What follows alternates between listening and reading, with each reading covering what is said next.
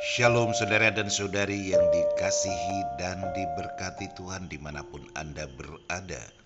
Jumpa lagi dalam Indri, Injil dan Inspirasi hari ini.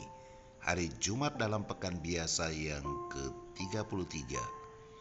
Kita akan segera mendengarkan bacaan Injil dan renungan yang dipersembahkan Pastor Antonius Pabendon dari Seminari Tinggi Angging Mamiri, Yogyakarta. Selamat mendengarkan.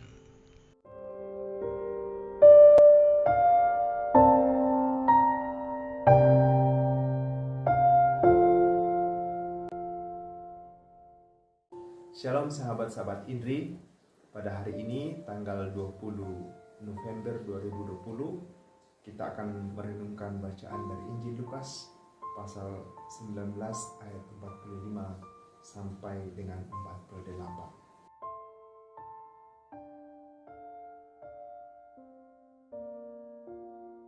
Mari kita mengawali permenungan kita ini dengan tanda kemenangan Kristus. Dalam nama Bapa dan Putra dan Roh Kudus. Amin. Pada waktu itu Yesus tiba di Yerusalem dan masuk ke Bait Allah. Maka mulailah ia mengusir semua pedagang di situ. Ia berkata, "Ada tertulis, rumahku adalah rumah doa. Tetapi kalian telah menjadikannya sarang penyamun." Tiap-tiap hari Yesus mengajar di Bait Allah. Para imam kepala dan ahli Taurat serta orang-orang terkemuka bangsa Israel berusaha membinasakan Yesus. Tetapi mereka tidak tahu bagaimana harus melakukannya, sebab seluruh rakyat terpikat kepadanya dan ingin mendengarkan Dia. Demikianlah Injil Tuhan.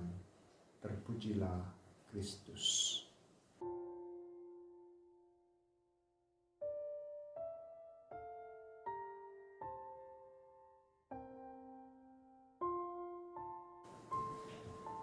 Saudara-saudari yang terkasih, suatu ketika setelah merayakan Ekaristi di suatu paroki, saya bersama dengan para frater bercerita di luar.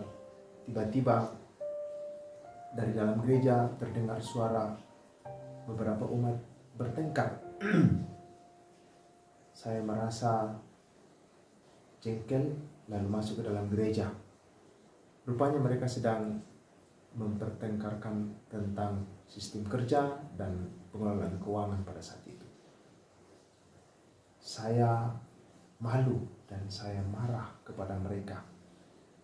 Bagaimana mungkin gereja yang baru saja digunakan merayakan Ekaristi sudah dijadikan tempat untuk bertengkar dengan kata-kata kasar dan dilakukan oleh orang yang baru saja merayakan Ekaristi.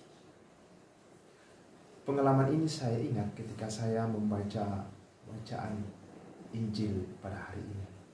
Pengalaman ini juga membantu saya untuk memahami kisah Injil yang menceritakan tentang kemarahan Yesus terhadap orang-orang yang sedang berdagang di Bait Allah. Alasan kemarahan Yesus ditulis oleh penginjil Lukas.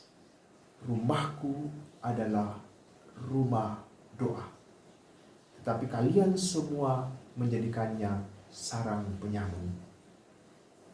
Dengan kata lain, Yesus marah karena orang-orang telah mengalihfungsikan Bait Allah sebagai tempat transaksi dan perdagangan, bukan sebagai tempat atau rumah doa. Yesus marah bukan karena membenci orang-orang itu, melainkan karena ia sangat mencintai Bait Allah sebagai rumah doa.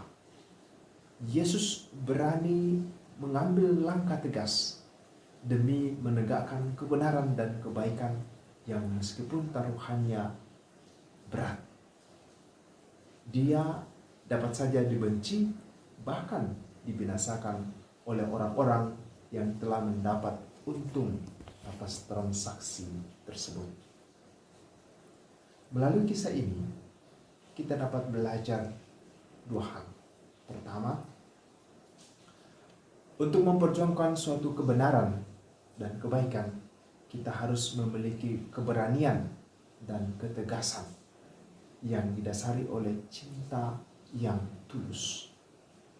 Hal itu dapat mengatasi rasa takut kita atas hal-hal yang kurang menguntungkan diri kita sebagai akibat dari perjuangan kita.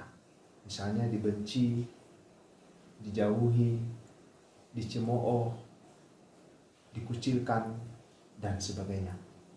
Kalau tidak, maka kita dapat jatuh pada godaan transaksi untung rugi.